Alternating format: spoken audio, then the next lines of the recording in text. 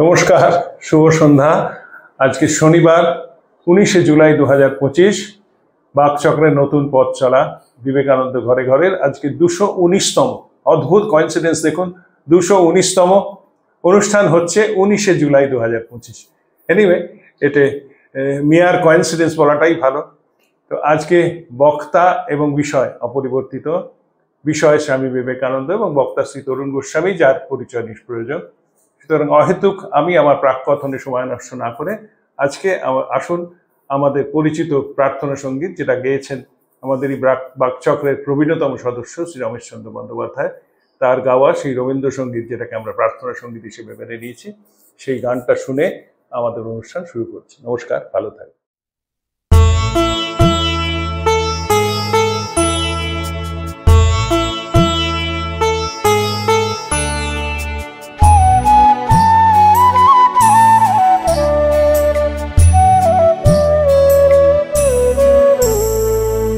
তোমারে করিয়াছি জীবনের ধ্রুবতারা, এ সমুদ্রে আরো কবু হব না গো পথহারা।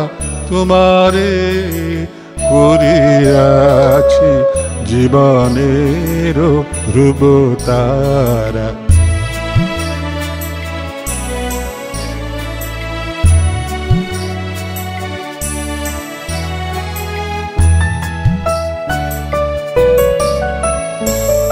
যেথায় আমি যাই না গো তুমি প্রকাশিত থাকো, যেথায় আমি যাই না গো তুমি প্রকাশিত থাকো। অকুল নয়ন জলে ঢালো গো কিরণ ধারা। তোমারে করিয়াছি জীবনের ধ্রুবতারা।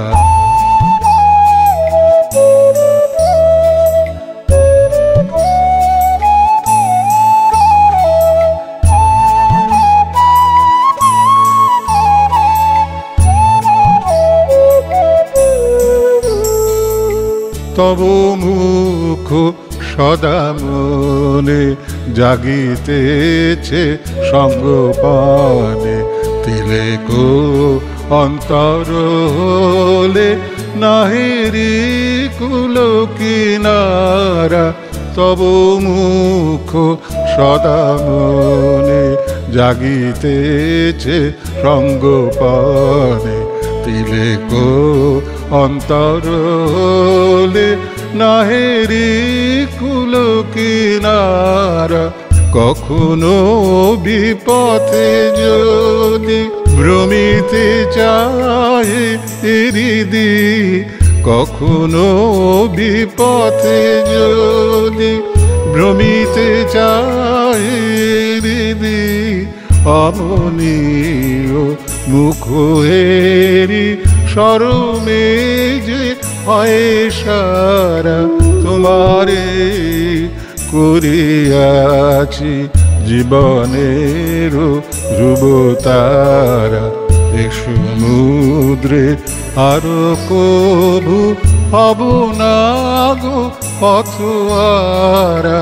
তোমারে করিয়াছি জীবনের ধ্রুবতারা।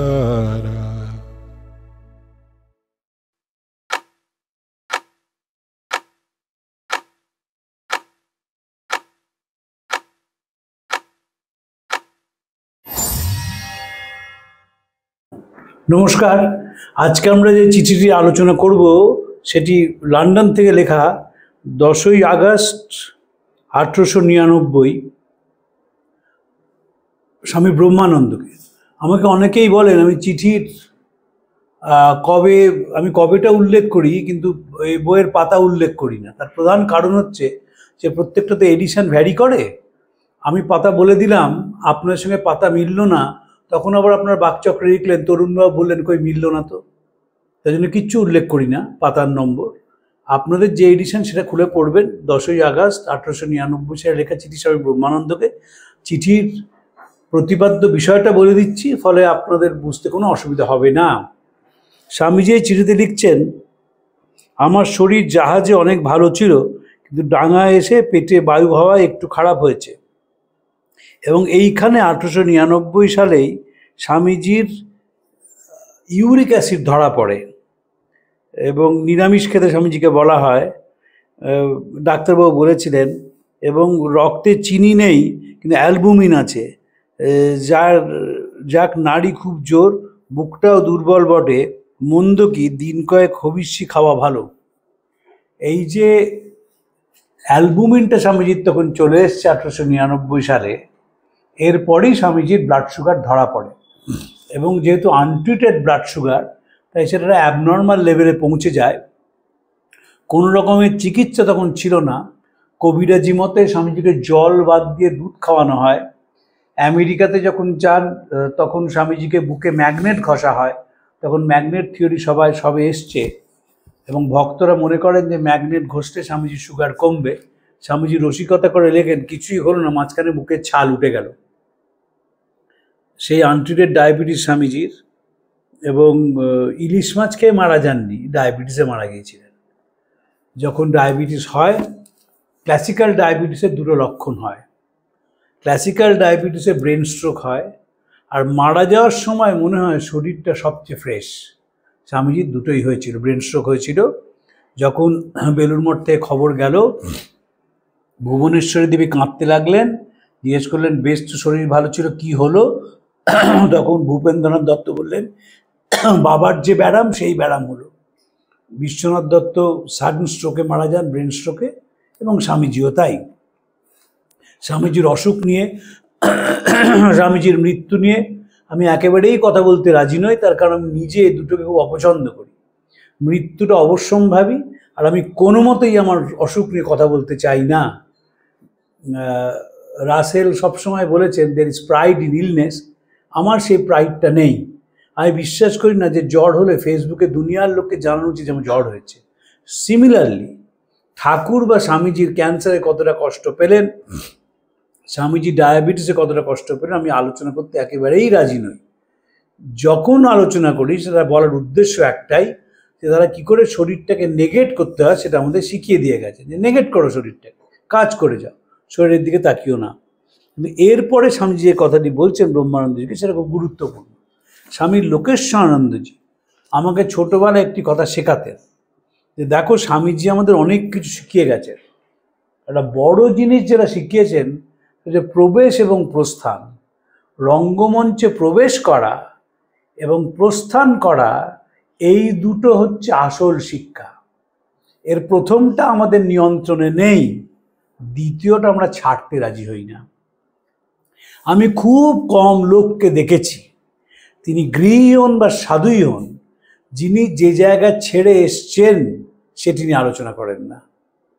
আইএস অফিসারকে দেখেছি, অ্যাডিশনাল চিফ সেক্রেটারিকে দেখেছি, তিনি কোনো এসছেন, কেউ সরকারি কর্মচারী, তাকে জিজ্ঞেস করছে ওই দপ্তরটা কেমন চলছে, সেই দপ্তরটা কেমন চলছে, মানে সেটা ছাড়তে পারছেন না। সাধুদের দেখেছি পরের প্রতিষ্ঠানে গেলে আগের প্রতিষ্ঠান নিয়ে খবর নেন, সেখানে খুঁটিয়ে খুঁটিয়ে খবর নেন। এর কারণ হচ্ছে যে আমাদের ভেতর থেকে জাগতিক টান একটা থেকে যায়। এবং সে বিখ্যাত কথা, মন না রাঙায় কাপড় রাঙায় কি ভুল করেছে যোগী, আমরা পারি না সেটা। আমরা সবসময় তাই জন্য দেখবেন আমাদের অতীতটা নিয়ে আমরা আলোচনা করতে ভীষণ ভালোবাসি, বর্তমানটা নিয়ে আলোচনা করি না, ওটার প্রতি আমাদের টান আছে বলে। তো তাই জন্য প্রস্থান একটা বড় জিনিস। স্বামীজি খুব গ্রেসফুলি প্রস্থানটাকে অ্যাকসেপ্ট করেছিলেন। আজকাল একটা কথা বলা হচ্ছে তো, যে you should age gracefully. Swamiji gracefully করেছিলেন। কেন করেছিলেন? কারণ তিনি জানতেন যে তিনি থাকলে অন্য কেউ বড় হতে পারবে না। বারবার বলেছেন যে বড় গাছ থাকলে ছোট গাছ বাড়তে পারে না, ফলে আমার চলে যাওয়া উচিত। বাস্তবিক আমার মনে হয়, ধরুন স্বামী যদি 80 বছর বাঁচতেন, স্বামী ব্রহ্মানন্দ, স্বামী শিবানন্দের নাম কেউ জানতো না, কারণ কাজটা স্বামীজি করতেন, স্বামীজি পুরো অ্যাটেনশনটা নিয়ে যেতেন, এবং এদের ভেতরে যে একটা বিরাট আধ্যাত্মিক শক্তি আছে কেউ জানতে পারতো না। ব্রহ্মানন্দ প্রেসিডেন্ট হয়ে থাকতেন, কিন্তু মানুষ গেলে বেলুড় মঠে স্বামীজির সঙ্গেই দেখা করতেন। শারদানন্দজি জেনারেল সেক্রেটারি হয়ে থাকতেন, কিন্তু মানুষ গেলে স্বামীজির সঙ্গেই দেখা করতেন। ফলে এরা থাকলে, স্বামীজি থাকলে এরা কেউ বাড়তে পারতেন না। যা হোক, কাগজটার উপর খুব নজর রাখবে, মনে যেন যে আমি গেছি। এই উদ্বোধন বেরিয়ে গেছে তো 1899 সালে। ফলে উদ্বোধনটা যেন সবসময় ভালো হয়, সেইটা ছিল স্বামীজির একটা ঐকান্তিক চেষ্টা। এবং তিনি শুধু উদ্বোধন নয়, তিনি চেষ্টা করেছিলেন দৈনিক কাগজ বের করা, এবং সেটা ত্রিভাষায়, ট্রাইলিঙ্গুয়াল। তাতে বলেছিলেন গুপ্ত হিন্দিটা দেখবে। স্বামী সদানন্দজি উত্তরপ্রদেশে বড় হয়েছিলেন, হিন্দিটি খুব ভালো জানতেন, এবং রামকৃষ্ণ মিশনে তিনি মহারাজ শব্দটি ব্যবহার করেন। উত্তরপ্রদেশের সাধুদের মহারাজ বলা হয়, তার আগে সবাই পরস্পরকে বাবু বলে ডাকতেন। স্বামীজির যারা প্রায় সমবয়সী, স্বামী ব্রহ্মানন্দজি, স্বামী শারদানন্দজি, স্বামী রামকৃষ্ণানন্দজি, স্বামী অভেদানন্দজির নাম বলে ডাকতেন কালী বা শরৎ বা শশী বা রাখাল। শিবানন্দজিকে বাবু বলতেন, অদ্বৈতানন্দজিকে বাবু বলতেন। বিরজানন্দজি সম্বন্ধে চিঠি লিখছেন কালী কৃষ্ণ বাবু। কিন্তু মহারাজ যেই বলা শুরু হলো, সেটা বলতে অনেক সুবিধা হয়। তাই কাগজের ওপর খুব নজর রাখবে। আমরা এখনো সেটা করতে পারিনি। স্বামীজির একটা অসাধারণ থিওরি ছিল। স্বামীজি তো বিশ্বাস করতেন যে ইতিবাচক বোধ জীবনে না এলে সে জীবনের কোনো মানে হয় না। আমি বৌদ্ধ দর্শন কয়েকদিন ধরে খুব পড়ছি একটা বড় লেখার জন্যে। সেখানে দেখছি বারবার বুদ্ধদেব তার ধম্মপদেই হোক, তার সবসময় এই ইতিবাচক কথা বলেছেন। স্বামীজি কী করতে চেয়েছিলেন, এটা আমরা এখনো পারিনি, যে মিডিয়ার মাধ্যমে পজিটিভ থটস ঢুকিয়ে দেওয়া। ধরুন একটা উদাহরণ দিচ্ছি। সম্প্রতি দীঘাতে একটি মন্দির হয়েছে, জগন্নাথ মন্দির, প্রচুর লোক যাচ্ছে। একটা মিডিয়াও কিন্তু দেখাচ্ছে না যে তার ফলে স্থানীয় ব্যবসার কি উন্নতি হলো। হয়েছে তো, প্রচণ্ড হয়েছে। আমাকে একজন সেন্ট্রাল গভর্নমেন্ট অফিসার বলছিলেন, এই যে শাঁখ বিক্রি হয় না, শাঁখের আংটি, শাঁখের পুতুল, শাঁখের গয়না ইত্যাদি, এর প্রায় 5 থেকে 6 গুণ বিক্রি বেড়ে গেছে। তাই যে ইকোনমিক অ্যাক্টিভিটিটা, সেইটা আমাদের হাইলাইট করা উচিত ছিল, কিন্তু আমরা করছি না। যেমন ধরুন সেলফ হেল্প গ্রুপ যে কাজগুলো করে, সেগুলো আমরা হাইলাইট করি না। সিমিলারলি রামকৃষ্ণ মিশনও আমাদের প্রত্যেক খবরের কাগজে প্রেস হ্যান্ড আউট পাঠান যখন কোনো বন্যা বা কিছু হয়। এখনই ধরুন আসামে যে বন্যা হচ্ছে, সেই বন্যায় কি সেবা কাজ চলছে, মিশন হ্যান্ড আউট করে পাঠায়। আনফর্চুনেটলি স্টেটসম্যান ছাড়া কোনো কাগজ সেটাকে ব্যবহার করে না। এগুলো তো পজিটিভ থিঙ্কিং। বহু এনজিও আছে, আপনি একটা ভালো জিনিস যদি লেখেন, আর 5 জন তারাও এগিয়ে আসবে। এবং সবসময় মনে রাখতে হবে, খবরের কাগজের মাধ্যমে বা মিডিয়ার মাধ্যমে ইতিবাচক দিকের প্রচার হওয়া প্রয়োজন।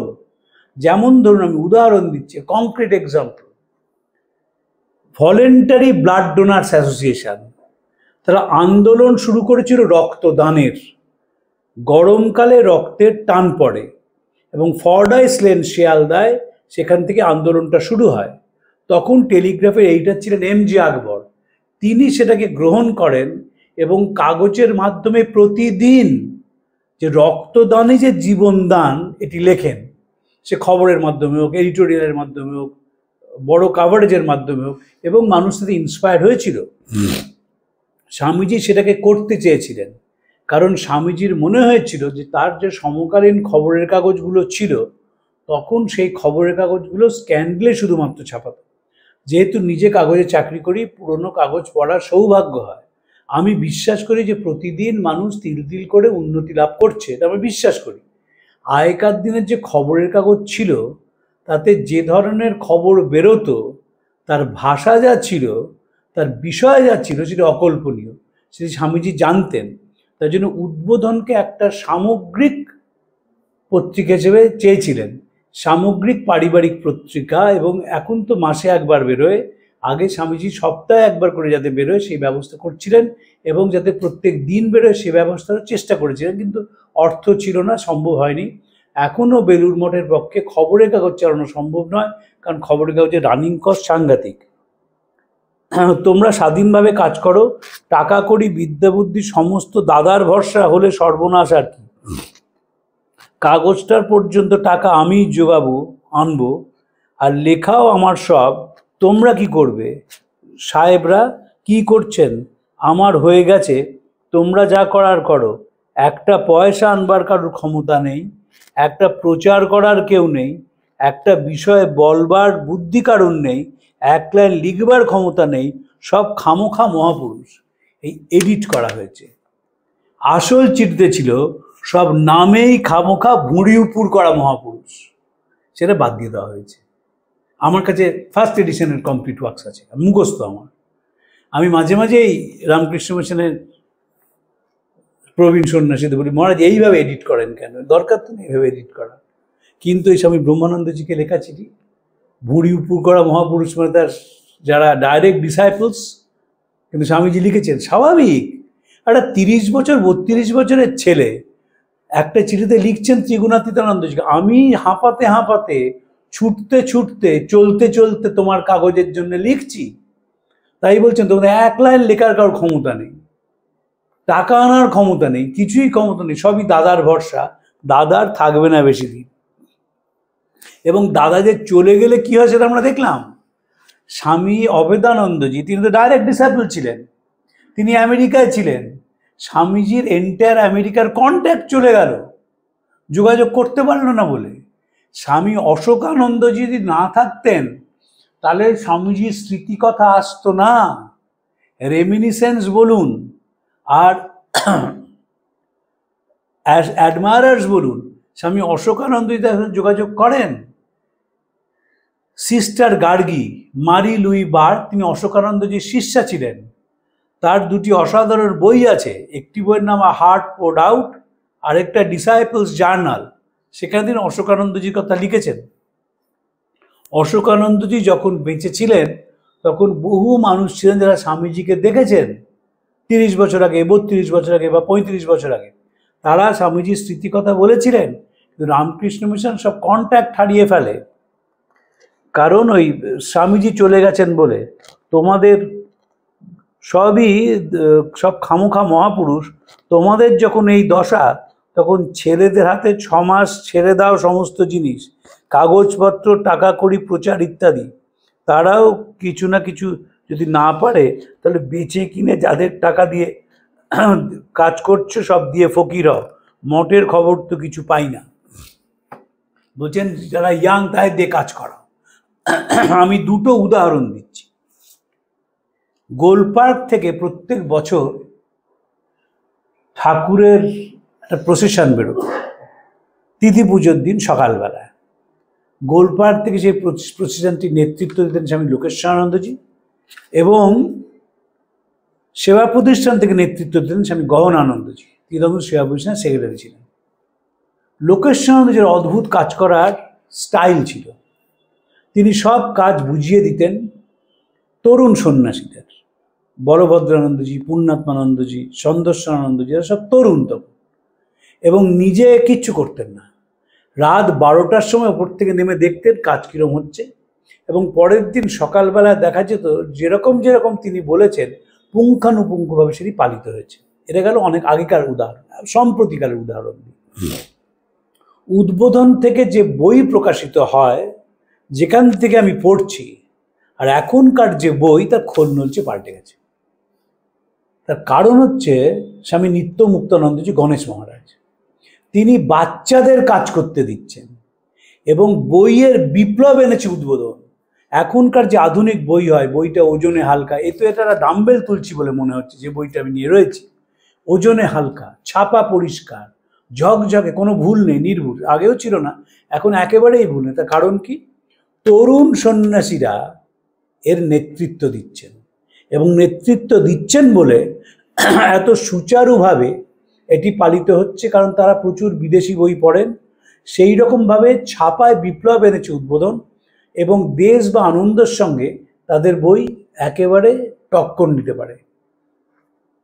যেখানে যেখানে দেখবেন রামকৃষ্ণ মিশন অনলাইন ক্লাস চালু করেছে বিভিন্ন বিষয়, সঙ্গীত থেকে, বেদান্ত থেকে, ভারতীয় দর্শন থেকে, তার পিছনে সব তরুণ সন্ন্যাসীরা আছেন যারা আধুনিকতার সঙ্গে যুক্ত। স্বামী তো সেটি চেয়েছিলেন যে অতীতের সঙ্গে বর্তমানের যোগ। সুভাষচন্দ্র যখন স্বামীজি সম্বন্ধে বলছেন, তিনি বলছেন তিনি অতীতের সঙ্গে বর্তমানের একটা সেতু নির্মাণ করেছিলেন।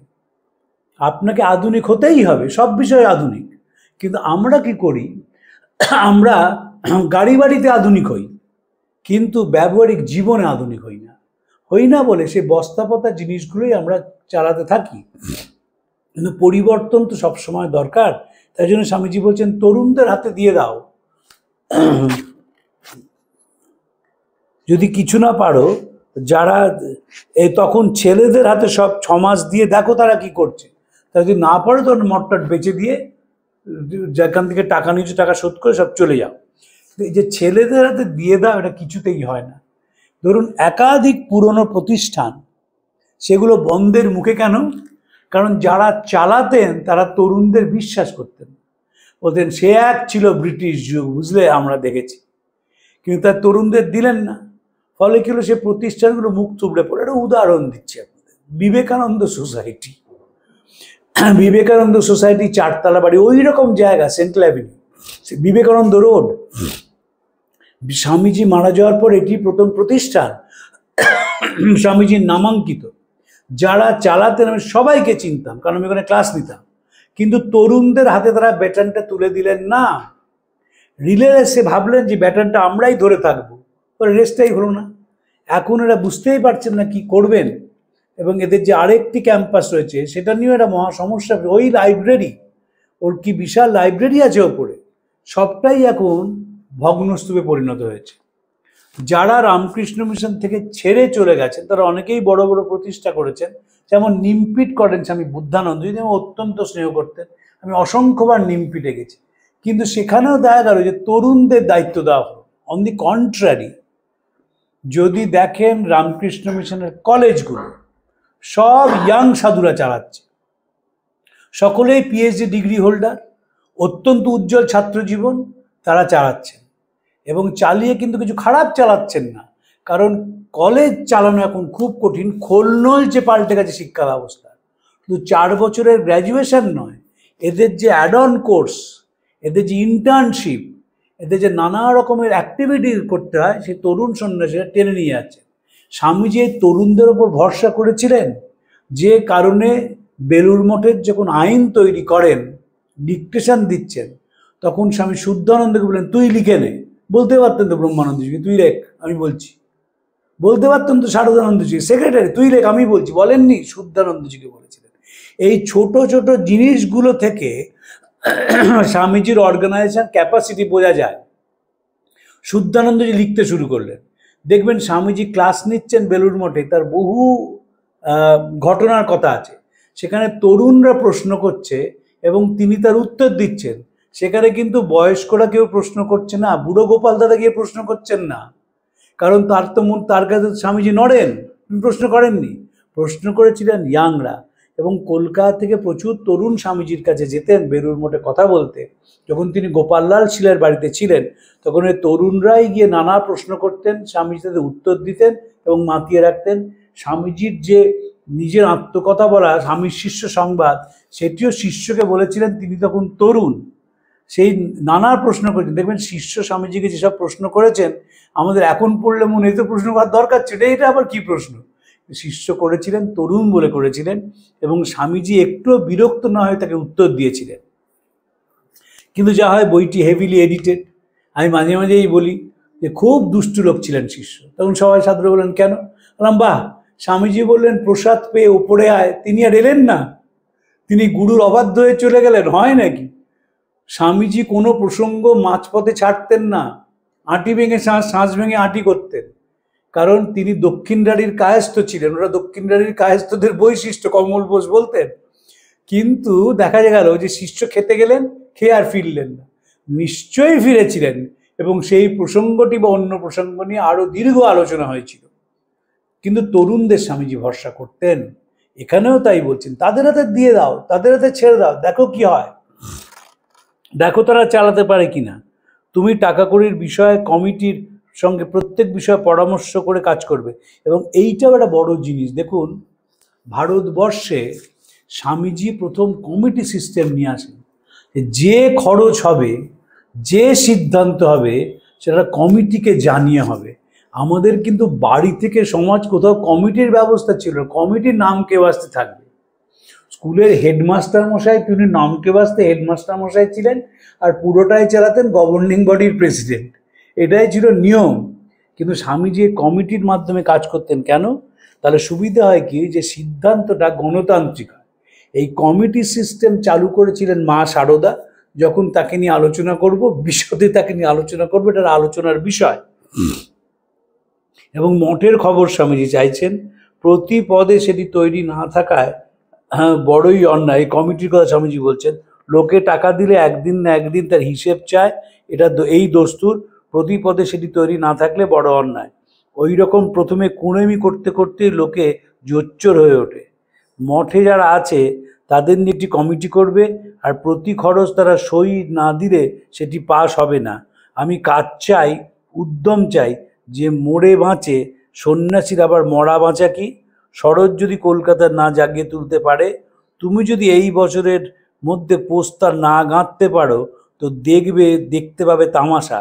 আমি কাজ চাই, হামবাগ বা কোনো বুজরুকি নয়, মাতা ঠাকুরানীকে আমার সাষ্টাঙ্গ। এখানে আবার ডট ডট দিতে হলো, কারণ শরৎ যদি কলকাতাকে জাগিয়ে না তুলতে পারে এবং তোমরা যদি পোস্টার কাজ না করো, না পাড় বাঁধাইয়ের কাজ না করো, তাহলে দেখতে পাবে তামাশা। তামাশাটা স্বামীজি দেখাবেন। ফলে মিশনকে ডট ডট দিয়ে দিতে হলো। বাবা দরকার নেই, ভক্তরা কি মনে করবে, অতএব এডিট করা। আমি যে সাধুদের সঙ্গে এখন কথা বলি, অনেকেই আমার খুব বন্ধু, নাম বলছি না কারণ তাদের ওপর কোপ পড়তে পারে বলে, তারা বিশ্বাস করেন যে এইভাবে এডিট করা ঠিক হয়নি। এডিট করার নিয়ম আছে। স্বামী চেতনানন্দজি আমাকে বলেছিলেন, তিনি যখন লেখেন তখন 6 লেয়ার এডিটার্স থাকে। একজন প্রাথমিকভাবে ঝাড়াই বাছাই করে, আরেকজন ল্যাঙ্গুয়েজ ইমপ্রুভ করে, আরেকজন দেখে যে ফরমার এরকম সাজালে কেমন লাগছে, এই করে বই বেরোয়। সাধারণ মানুষের কথা ছেড়ে দিন, বার্ট্রান্ড রাসেল তিনি সকালে রয়েছেন, একজন ভদ্রমহিলা এসছেন, বলেন তোমার কি দরকার? বলুন আমি এডিটার। বলুন কিসের এডিটার? বলুন আপনার যে বই বেরোচ্ছে রাউটলেস থেকে, প্রবলেমস অফ ফিলোসফি, আমি তার এডিটার। তখন রাসেল বলেন তুমি ফিলোসফি পড়েছো কোনো দিন? বলুন আমি পড়িনি কোনো দিন। বলে তারা কি এডিট করবে? এই বলে তার জন্যে শেষ পাতাটা লিখলেন, শেষ চ্যাপ্টারটা, যে philosophy for common people. Editor রাখাটা কোনো দোষের না, আমরাই মনে করি দোষের। আমরা এখানে মনে করি যে আমি যেটা লিখে দিলাম সেটাই ফাইনাল হয়ে গেল। না, লেখার সময় মানুষ আবেগে লেখে, কখনো বানান ভুল হয়, কখনো পাংচুয়েশনের ভুল হয়, কখনো সাজানোর ভুল হয়, কখনো রিপিটেশন হয়, তাই এডিটারের দরকার হয়। তো রামকৃষ্ণ মিশন যে এডিট করেছিলেন, যিনি করেছিলেন আমি নামটা বলবো না তার, তিনি খুব বড় মাপের সাধু ছিলেন, কিন্তু খুব বাজে এডিটার ছিলেন। তিনি র্যান্ডামলি এডিট করেছেন। এডিট র্যান্ডামলি করা যায় না, যে কারণে দেখবেন যারা চিঠিপত্র নিয়ে গবেষণা করে তারা অনেকেই বলে যে খাপ ছাড়া হয়ে গেল চিঠিটা। এই খাপ ছাড়া হয়ই হচ্ছে এডিটটা ভুল করার জন্য। তাই স্বামীজি বলছেন যে যে আমি কুঁড়েমি চাই না, আমি কাজের লোক চাই। শরৎ যদি কলকাতা না জাগিয়ে তুলতে পারে, তুমি যদি এই বছরের মধ্যে পোস্টার না গাঁথতে পারো, দেখতে পাবে তামাশা। এই পোস্টার বিরাট কাজ করেছিলেন স্বামী নির্বাণানন্দজি, সূর্য মহারাজ। তিনি দাঁড়িয়ে পোস্টার কাজ করেছিলেন। এবং বেলুড় মঠে যেহেতু জোয়ার আসে এবং জোয়ারে যদি ভালো করে তার গাঁথনি না দেওয়া হয়, দেয়াল না দেওয়া হয়, তাহলে মঠের মধ্যে জল চলে আসবে। এখনও আসে, এখনও যে আসে না গঙ্গায় খুব যদি বড় বান আসে তা নয়, কিন্তু পোস্তাটাকে ভালো করে বাঁধানো স্বামীজি চেয়েছিলেন এবং বলছেন যে আমি সাধু চাই, যে কুঁড়ে হবে না। তাই জন্যেই লিখেছিলেন তোমরা সব ভুঁড়ি উপুর করা মহাপুরুষ, ভুঁড়ি উপুরটা বাদ চলে গেল এই এডিশনটায়। আমি বিশ্বাস করি এখন যে সন্ন্যাসীরা এসেছেন তারা অত্যন্ত সৎ এবং কর্মঠ। তারা আনএডিটেড স্বামীজিকে আমাদের সামনে তুলে দেওয়ার চেষ্টা করছেন, এবং যদি তারা সমর্থ হন আমরা অনেক অন্য এক বিবেকানন্দকে পাব। যে বিবেকানন্দ, শঙ্করীবাবু খুব সুন্দর করে বলতেন যে স্বামীজি পড়লে মনে হয় যে লেখক বক্তার পাশে উপস্থিত, এবং মাঝে মাঝে এই বক্তার কানে লেখকের হাতটি গিয়ে উঠেছে। তরুণদা একটা কথা বলেন স্বামী বলভদ্রানন্দ, খুবই গুরুত্বপূর্ণ কথা, যে ভারতবর্ষের গৌরবে স্বামীজির মতো গৌরবান্বিত কেউ হননি। ভারতবর্ষের লজ্জায় তার মতো লজ্জিতও কেউ হননি, আবার ভারতবর্ষের মানুষের অক্ষমতায় তার মতো নির্মমভাবে চাবুকও কেউ মারেননি। সেটি দরকার ছিল। স্বামীজি কাজ চেয়েছিলেন। স্বামীজির সন্ন্যাসীর সংজ্ঞাটিই আলাদা। সেটি বলেই আজকে শেষ করব। বহুজন হিতায় বহুজন সুখায় সন্ন্যাসীর জন্ম, জীবের গগনবেদী হাহাকার থামাতে, বিধবার অশ্রুজল মুছাতে, পুত্রহীনার প্রাণে শান্তি দিতে, অজ্ঞ জনসাধারণকে জীবন সংগ্রামের উপযোগী করতে, সকলের ঐহিক এবং পারমার্থিক মঙ্গল বিধান করতেই সন্ন্যাসীর জন্ম হয়েছে। সন্ন্যাসীর গেরুয়া পোশাক শুধু যুদ্ধের অঙ্গসজ্জা। এবং স্বামীজি ইংরেজিতে বলেছিলেন প্রায় এই ভাব, কিন্তু অন্য ভাষা আলাদা। 100,000 men and women fired with the zeal of holiness, fortified with eternal faith in the Lord, nerved to lion's courage by their sympathy for the poor and the fallen and the downtrodden, will go round the length and breadth of the country, preaching the gospel of salvation, the gospel of help, the gospel of social raising up, the gospel of equality. তারা ঐক্যের কথা বলবে, সামাজিক জাগরণের কথা বলবে, এবং তাদের মনে সন্ন্যাসী হতে হবে। এই মনে সন্ন্যাসী হওয়াটি ভীষণ প্রয়োজন। যে মনে সন্ন্যাসী হয় তাকে আলস্য স্পর্শ করে না। আর যতক্ষণ সে অলসতার মধ্যে আছে ততক্ষণ তার পক্ষে কোনো বড় কাজ করা সম্ভব নয়। বুদ্ধদেব 40 বছর বয়সে বোধিপ্রাপ্ত হয়েছিলেন, আর 40 বছর তিনি প্রচার করেছিলেন। স্বামীজির বিখ্যাত কথা সেটি বলে শেষ করি বুদ্ধদেব সম্বন্ধে। তিনি শাস্ত্র পড়েননি, তিনি মন্দিরে যাননি, তিনি নিরামিষ খাননি, কিন্তু অবতার বলে আমরা পুজো করি। ফলে সব কিছুই গৌণ। আসল হচ্ছে মানুষের সেবার জন্য নিজেকে প্রস্তুত করা এবং সেবা করে কৃতার্থ এবং ধন্য হওয়া। যদি না পারো তবে তামাশা দেখবে। এই কয়েকটি কথা বলে আপনাদের নমস্কার জানিয়ে শেষ করছি। প্রাণারাম প্রাণারাম প্রাণারাম প্রাণারাম প্রাণারাম প্রাণারাম। কি যেন লুকানো নামে তাই মিষ্ট এত তব নাম প্রাণারাম প্রাণারাম।